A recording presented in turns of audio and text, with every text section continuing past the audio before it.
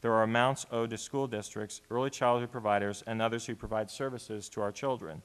These delays occur because in fiscal year 2011, programs were budgeted without having money in the Treasury to pay for them. This situation makes it difficult, if not impossible, to plan, to determine staffing levels, to negotiate contracts, and to conduct business overall in our districts. As we hosted our budget hearings across the state, and I've traveled around the state, we've heard the same refrain from educators for fiscal year 2012. We need a budget based on real dollars, a budget where we're able to pay our bills and live up to our commitments. The second point I'd like to cover, Chairman and members of the committee, in a summary of the State Board of Education's fiscal year 2012 budget request. The State Board of Education is requesting a total budget of $7.663 billion in general funds for fiscal year 2012.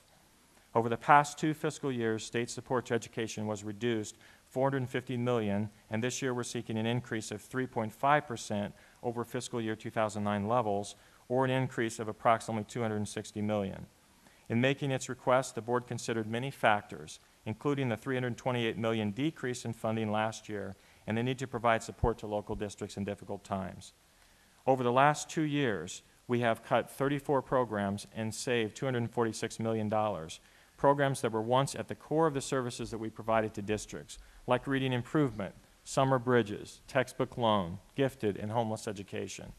We have cut the agency's administrative budget by 8% and negotiated new contracts with each of our 2 unions, AFSCME and IFSO, eliminating all cost of living adjustments through the duration of both these contracts. It's important to note that ISBE's administrative costs represent less than 0.4%. That's less than 0.4% of the agency's general funds budget. This is our actual administrative cost. The Illinois State Board of Education is among the leanest state education agencies in the nation. We have a ratio of 1 staff for nearly every 4,300 students in our state. In Wisconsin, the ratio is 1 employee for every 1,382 students. In Massachusetts, it's 1 to every 1,772. New Jersey is 1 to every 2,118 students. And in Ohio, the ratio is 1 to every 3,028. ISB has seen a 40% reduction in our headcount since 2000, when we were at nearly 800 employees, down to less than 500 today. In that same time, we've seen the amount of programs we administer, including No Child Left Behind, increase by nearly 40%.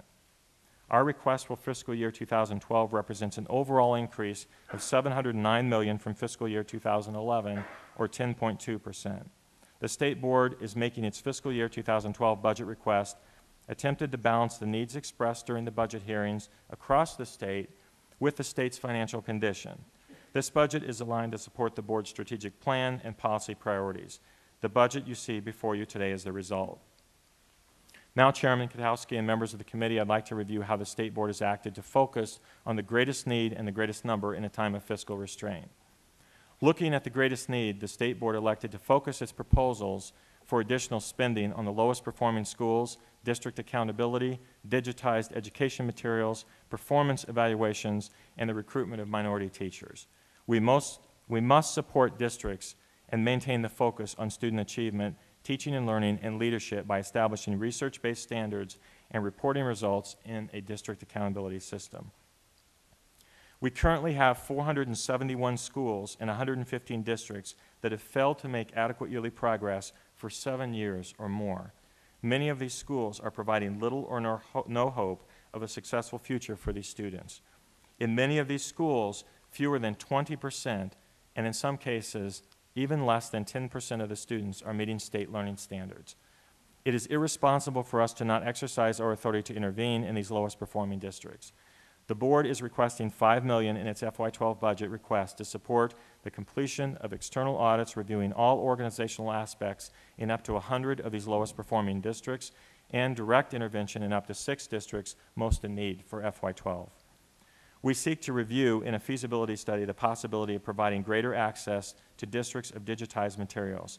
By law, we are required to take the next step in reform by establishing a more effective teacher performance evaluation system. We must increase the number of minority teachers across the state. What we have tried in the past does not work. That's why we are proposing a new partnership that's guaranteed to put highly effective teachers of color into Illinois classrooms. ISBE and education stakeholders feel so strongly about these recruitment initiatives that I've been able to identify $2 million of matching private foundation funding to support this initiative if the state will provide a $2 million match in our fiscal year 2012 budget. We believe this is where our needs are greatest. As for the greatest number, general state aid and mandated categoricals are received by every school district in the state. These two line items in our budget total more than $7 billion and represent 92% of the agency's budget. The State Board is recommending a $297 increase in the general state aid foundation level to $6,416, well below the $8,360 level recommended by the Education Foundation Advisory Board, which met this year for the first time in 5 years. The general state aid foundation level, the state's primary funding formula for schools, has remained flat at $6,119 for the last 2 years. We respectfully request the General Assembly and the Governor please consider increasing the foundation level for Illinois school aid in fiscal year 2012 despite these difficult times. As I mentioned, the Education Funding Advisory Board, or EFAB, made the recommendations earlier this year of a foundation level of $8,360. While the board respects the work that EFAB has done, members of the Illinois State Board of Education could not support, and neither could I, recommending an increase in education funding of $4 billion. We're seeking an increase of 3.5% over the fiscal year 2009 levels, or an increase of approximately $260 million. Besides its foundation level recommendation, EFAB also recommended changing the per student amount for calculation of supplemental general state aid, or the poverty grant. The poverty grant has not been increased since 2004. EFAB noted that other elements of the general state aid calculation could be further reviewed, such as the impact of the property tax extension limitation, known as PTEL, and defining a successful school district. We believe that the poorest students are among the neediest and as such should receive this additional funding. The board's recommended funding for fiscal year 2012 funds all mandated categorical programs at 100%. Of course, we know that these times call for prudent fiscal action.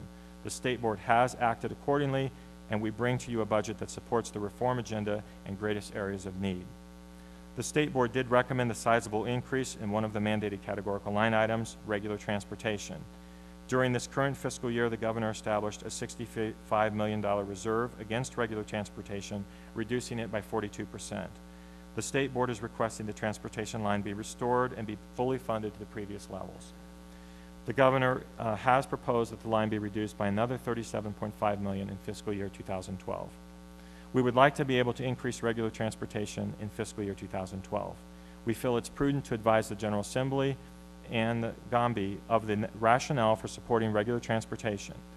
The ISBE board was unanimous in its support for increasing the transportation line item. The bottom line is that we cannot teach students if they aren't in school.